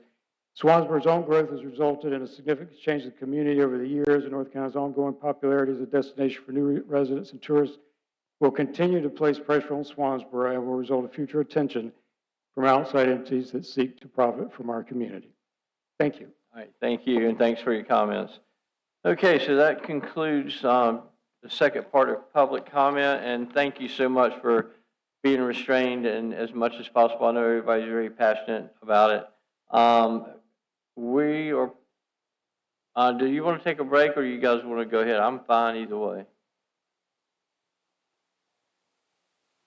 Okay, we'll just keep going then. I was not, but if you have something you'd like to say, okay, real quick, because okay, so see, that's what starts happening. Now, please make sure you, yeah, I got it. No. My name is Lisa Manus Prakash, and I live at 532 Sabston Drive. And I don't want to talk about facts. I just want to reiterate, this project will increase population by 25%. So I think we all need to let that sink in. Another thing I'd like to share with you, sort of piggybacking off of Terry Herbert. I am from Swansboro. There are people in this room that knew me as a baby. There are quite a few people in this room that I started kindergarten with. So I've been in this community my whole life. My mother still lives in the house that I moved into as an infant. And we have a lot invested in this town. We are vested in this town. My uncle was chief of police for, I don't know, 25 or 30 years. That was back in the day when it was sort of a one-horse town. He did everything from mowing the grass to going after offenders to picking up wayward kids and giving them a good talking to and taking them home. He grew up on Deer Island, but he also grew up as a child on Huggins Island, where there was no electricity and running water as a child. So we really go way back, and I appreciate Lee sharing all those comments from a survey taking place 2010, what was that, 14, 15 years ago. I think that speaks volumes as well. Back then, people were attracted to this town for what we weren't and not what we're heading to. And this is not the right time for this project. Thank you. All right, thank you. Okay, one last one, and if you would keep it as brief as possible. And name and address. Yes, sir. Walter Hancock, 129 Hilltop Drive. Former Board of Adjusters, former Planning Board. If I was, well, first off, I dabble in a little bit of development professional. So the site plan that they presented is great. I think it looks wonderful. The buffer zones are great. Handling the stormwater is great. The layout is great. I think it's a great plan. But I would question, if I was sitting in your seats, I would question why Swansboro? So why are we getting blessed with this opportunity? That's the question I would ask. And I think the answer has been told. It was told tonight by the two people representing Flybridge, and it was told a few nights ago by Corey that represents Flybridge. And the reason is they found an opportunity. They think we made a mistake. We got a piece of property that's zoned RA. They see it as a mistake. They told you tonight that every reason that it should not be RA, that it should be B1. But what they failed to know is when that land use plan was written, it was left that way on purpose. And it's not going to show that in the map. You're not going to see that before you buy the piece of property. So what I would question you guys, if you think your prior commissioners got it wrong when they wrote that, put in the work and change it. Don't let a developer come in and tell you that our town got it wrong, which is what they're doing. They're coming in and telling you, you got it wrong. The prior people in your seat got it wrong, and this has no reason to be RA. If you agree with that, then do the work. Do the work. Ms. Turner was on that board when this was done. Do the work. Find out that the town wants this, which I don't think you will, but do the work and find out. Flybridge will still be there if it is in their favor, and they'll come back in and develop. But in development world, they found a unicorn, a piece of property that was left behind, that was of low value, and they think they found a piece of property they can come and develop. I'm surprised Mr. Square Deal Freeman didn't get it first, because it is a great opportunity. But so for all those reasons, I would recommend you to put the work in and vote no. All right, thank you so much. All right, did you want to take a break, or should I keep going? Yeah, okay. All right, that concludes the public comments, so now we'll move to the town manager's comments. Good evening. I do have a few updates I want to make the board aware of. Some were alluded to earlier in some comments. You may have noticed the DOT paving project on Swansboro Loop Road and Main Street Extension. Those were the only two paving projects in the town funded by DOT for 2025. So once those are complete, Swansboro Loop is complete. I was a little bit surprised they didn't finish yesterday. I guess the rain held off the paving crew to finish Main Street Extension, but once they're done, their paving for the year will be complete. Now, they do have, just recently, DOT released their updated TIP, Transportation Improvement Plan for 26 through 2035. There are two pedestrian improvement projects that are funded, DOT projects in the town. One is Norris Road at Highway 24 intersection with curb ramps and pedestrian accommodations.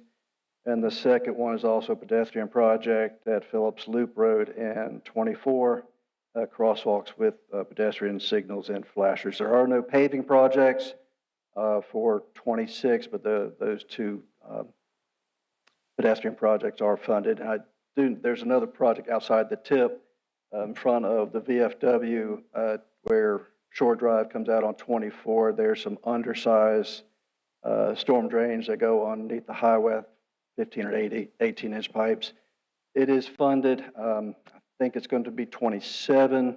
They're going to upsize those to, I believe, 72-inch pipes with boring and jacking. They won't have to open cut the road, but it'll significantly improve the flow of stormwater off the highway. I think I've made you aware at the August 26th board meeting that the town received a public beach access grant from DEQ for the replacement of the Main Street dock. We don't have those grant documents, contracts yet. Those will be forthcoming in an email confirmation that I got from DEQ. The estimated cost of that project is about $170,000. The local match is going to be about $42,000. That'll be for the complete replacement of the existing dock. There's a limited amount of space we have to work with. That's at the end of the right-of-way at Main Street. So there's not much we have with riparian buffers, not much room we have to work with. So basically, we're going to get what's there now, but it'll have to be designed. We have to get a revision to a major CAMA permit to do it. So there's a little bit of work that has to be done before we go out to bid and actually go to construction. But we're probably looking at another 8 to 12 months before all that happens. Also, you've probably noticed in town, I think there's some comments earlier, DOT contractors are in town replacing poles. That is true. They're going to be here for about the next 12 months, as I was told by their communications person. Probably every pole serviced by the Belgrade-Swansboro substation, if it's wooden, will probably be replaced. And they'll be doing it, depending on the amount of subcontractors they have. There'll be a website. Once we get, it'll be active in about a week or so. It'll be on the Progress Energy. You can go to their website. It'll give you a map of where they're working, what areas they're going to be working. They'll give us updates on if there's going to be if they're doing some switchovers. That includes all the wires. There's a lot of work, just not replacing the poles. They're upsizing the wires too.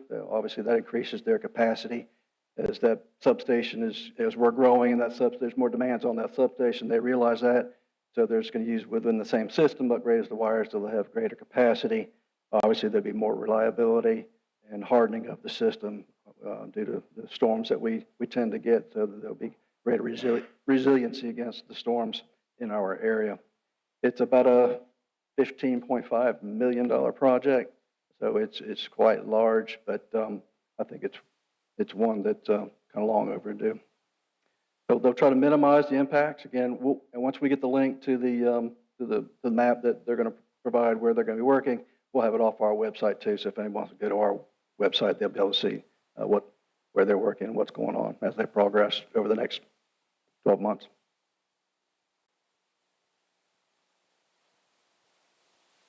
I think there was some questions earlier about the sidewalk project we have. Mayor, I think you asked for an update on that. We do have a contract with our engineer, Arendelle Engineers out of Morehead City, and the surveyor. That's where we're at now, and the project is surveying it's about 7,000 linear feet of sidewalk in the 5 project areas that we have identified. So there's a lot of surveying to be done. We do not have hardly any of the easements, but we don't know what easements we need if we're going to be staying in the right of way. But if we're getting out of the right of way on a private property, we are going to need to acquire easements. So once we get the survey from the surveyor, probably the next 45, 60 days, we'll start working on easements, and the engineer can go to work designing the sidewalks. So then once we have the design, we can go out to bid and see what, probably in the spring, what bid prices look like, and we'll come back to you with those bid results then. At least it's progressing. It's taken us quite a while to get to this point. Unfortunately, we've applied for some grants that were unsuccessful, and we'll have to look for some. We have a little bit of state funding, SCIF funds left for sidewalk projects we got years ago. We still have about $100,000 left in that fund, but it'll nowhere. I don't think it's going to come close to funding. Probably $500,000 worth of sidewalks. We'll have to have that discussion when that time comes. There were some questions about the waterfront improvements that might be possible. Main Street, the dock that I just mentioned being funded would be part of that. There's a lot of issues. Obviously, we don't own all the land on the waterfront. We just finished the Moore Street day dock, the dock walk at the end of Moore Street. That was a good example of how it would have to happen. That was a public-private partnership with a long-term lease that we have with the property owner. If we were going to continue that around through By Park, which is town property, all the way over to Swan Harbor, it would take more of those kind of arrangements between property owners and the town to be able to make it one continuous dock walk all the way around. But we do have a master plan for it, done a number of years ago. There's actually been, there's no funding available. There's been no additional leases or easements obtained for any of the property owners, but there is an idea there that maybe one day that could happen.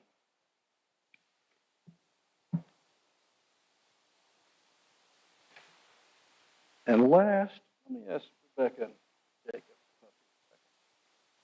They didn't expect it. But we're a small town. I've worked in a lot of small towns. Everybody in here.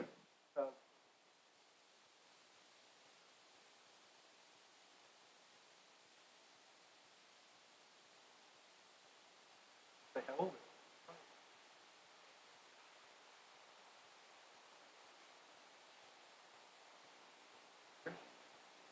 I'm sorry, you can't hear me now.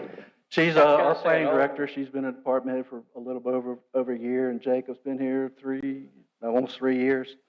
But the point I want to make is, anywhere, you want to have a young staff, but you want them to have them develop their skills. And both these are really good examples of young people who have decided to make a commitment to local government, which is getting harder and harder to find people that are interested in serving in positions in local government. You know, police and fire have the same thing. It's hard to find young people that are interested in and want to stay in that service. But I think these two are really good examples. Rebecca has just entered into the master's program at East Carolina in planning. She'll be working on that over the next couple of years as she's working here full time, going to school at night and going online to get her master's degree in planning. And Jacob, I wish I had a list of how many associate's degrees, bachelor's degrees, master's degree this guy has to be as young as he is. But he too has made a commitment to the fire service at his young age. But I'm proud to announce him that he has just received his doctorate of health sciences from Campbell University, which I think is quite an accomplishment.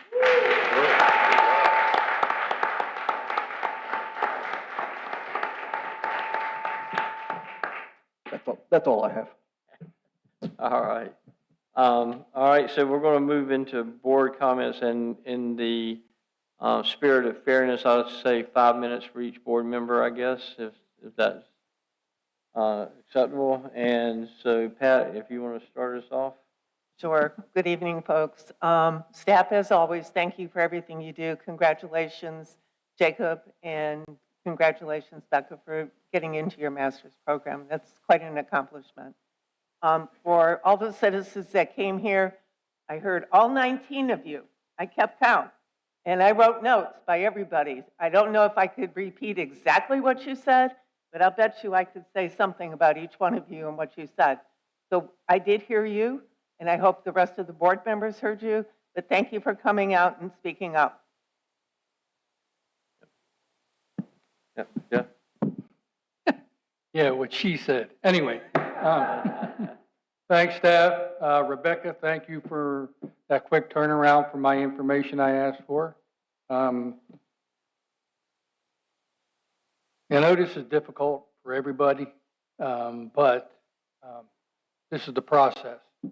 And, you know, you come here, you tell us how you feel, and hopefully that'll move some people to maybe how you feel things should be. But it's not over yet. We're going to keep going. We don't know if the meeting is going to be on the 23rd as far as hearing it. Tentatively, it is. But, you know, things could change. But either way, thank you for showing up. Appreciate it. And that's all I have. Okay, Doug. Thank you. Chief and Rebecca, keep doing a fantastic job. Rest of the staff, good job as well. Hey, I don't know if you guys know this or not, but last Tuesday meeting's planning board meeting, Wyatt Gable was in attendance. He sat next to me in the back over there. We had discussion on two topics that could greatly affect our future infrastructure, and that is improvements to Queens Creek Road as it comes into Swansboro and even before. If y'all remember what Piney Green used to look like, 2 lanes, 1 lane each direction. He and I both agreed that possibly Queens Creek Road could be what Piney Green looks like today, divided highway coming down out of Hubert. What's going to drive that is, you know, Hubert's up to 15,000 residents already and counting. It's still growing faster than we are, matter of fact.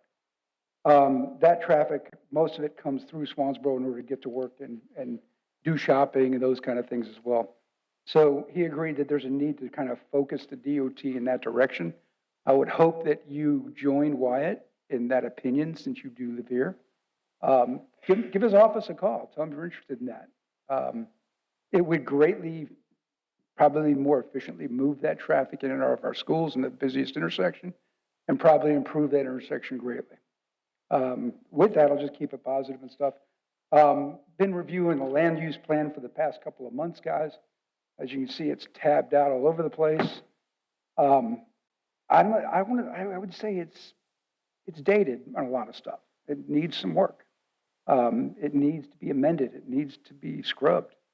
And that's part of the time act we're on now in 2019 when this is last updated. It wasn't just a couple of months ago, but last time I recommended that, man, I face some serious backlash from the crowd and stuff like that. But it sounds like some folks are coming around to it. So with that, I'll keep it positive, and God bless you all for coming out and let us know how you feel.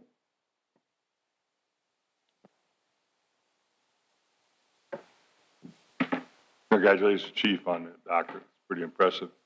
Staff, everybody that came. I got a couple of notes here. Excuse me. Don't mean for my voice to get deeper because it gets harder to hear or harder to understand. This DeFabrizio. I have something for you here, if you would. This is the Onslow County School Future Construction Proposal Plan for the next 10 years. I got this at the briefing when the Onslow County School Board briefed the Onslow County Board of Commissioners. And I think you won't find one proposal to build anything in Swansboro for a school. You won't even find anything to repair a building. Matter of fact, the bus garage trumps Swansboro schools in the middle school. So, because you did some research, I'd like you to have this, just so you can read through it. And somebody asks you about it, let them know about it, okay? Because nobody goes to those school board meetings. We elect them, and then we just let them go, do what they want to do. Somebody might say you get what you earn, but I don't think that's the way it should be. You know, a lot of people coming down on infrastructure, schools are busting it seams. I agree. I look at our middle school, and that's a shame that our middle school will be like that, or is like that. I think it's a shame that we have 3 schools within a half a mile of each other. I wonder who the traffic engineer was that thought that one up. That guy should be run out of town on a rail. But, you know, the other thing is Mike Griffin here tonight? Mike Griffin is he works for the North Carolina Fisheries down in Morehead City of Beaufort, right? He probably gave me the most compelling argument on the stormwater and wetlands potential hazard that we have. He's a published person. I read his article today. It's in, of course, I didn't write it down, but he has some very valid points about the way Flybridge measured the runoff at the end of the drain.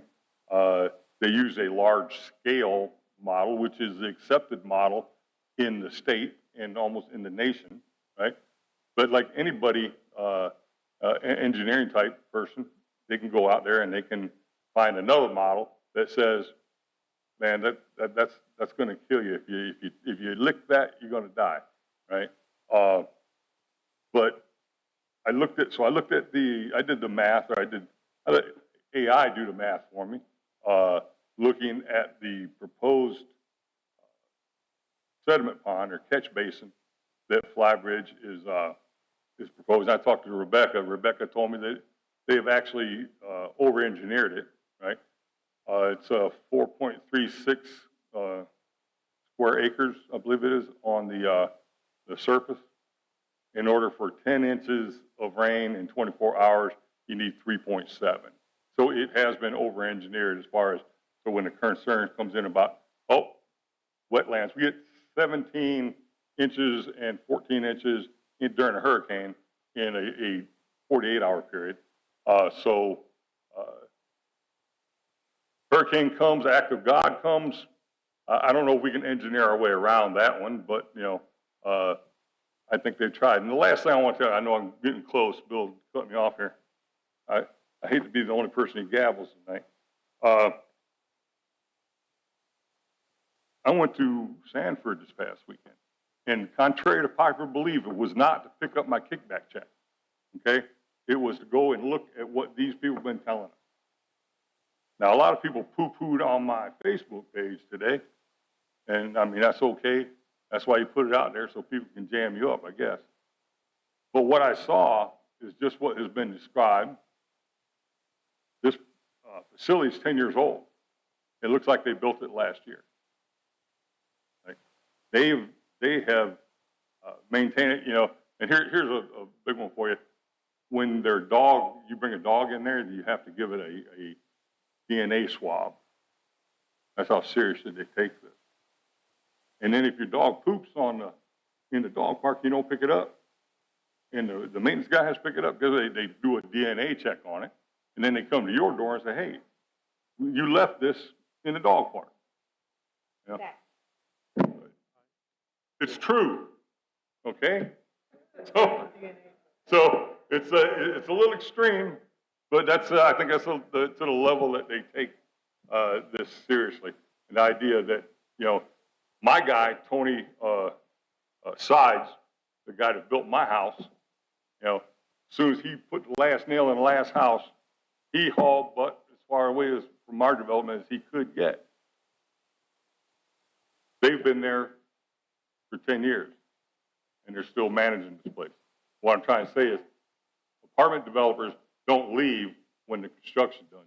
Your single home developers, they're gone. And you can try to go find Tony Size and get him to fix something in your house. He's gone, folks, I'm telling you, he's gone. But that's all I got, Bill. All right, good. All right, Tamara. What?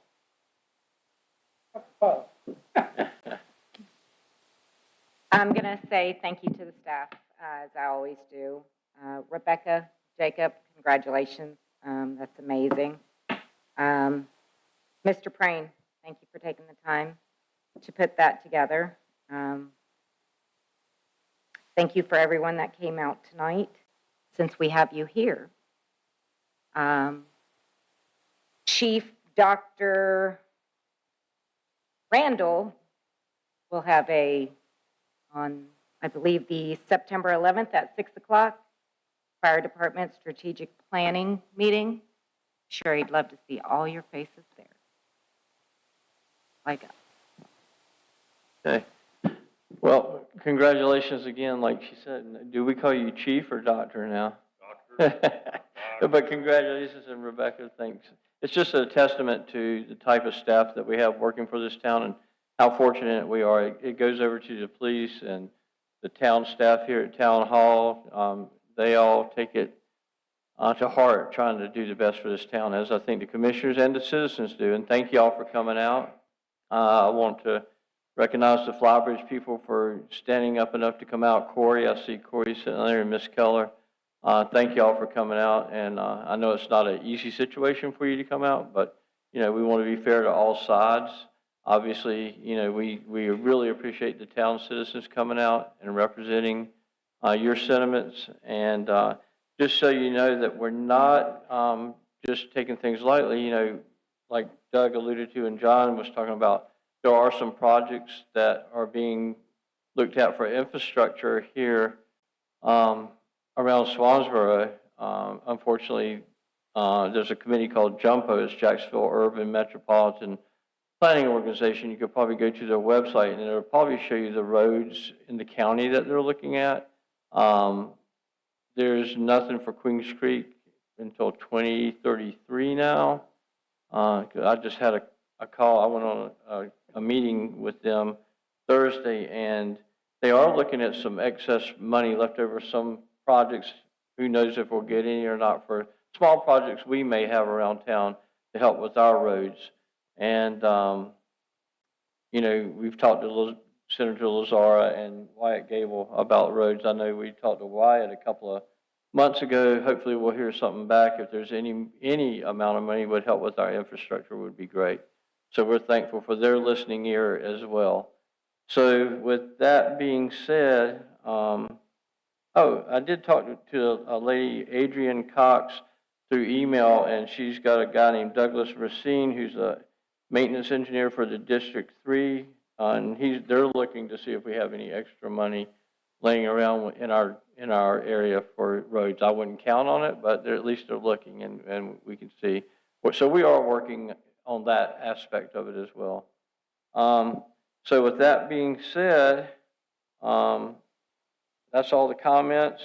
We will probably go into a closed session now, And this, I need a motion to enter into a closed session pursuant to NCGS 143-31811 to consult with an attorney employed or retained by the public body in order to preserve the attorney-client privilege between the attorney and the public body, which privilege is hereby acknowledged, and to establish or to instruct the public body staff or negotiating agents concerning the position to be taken on or behalf of the public body in negotiating the price and other material terms of a contract or proposed contract for the acquisition of real property by purchase, option, exchange, or lease, and to consider the qualifications, competence, performance, character, fitness, conditions of appointment, or conditions of initial employment of an individual public officer or employee or prospective public officer or employee, or to hear or to investigate a complaint, charge, or grievance by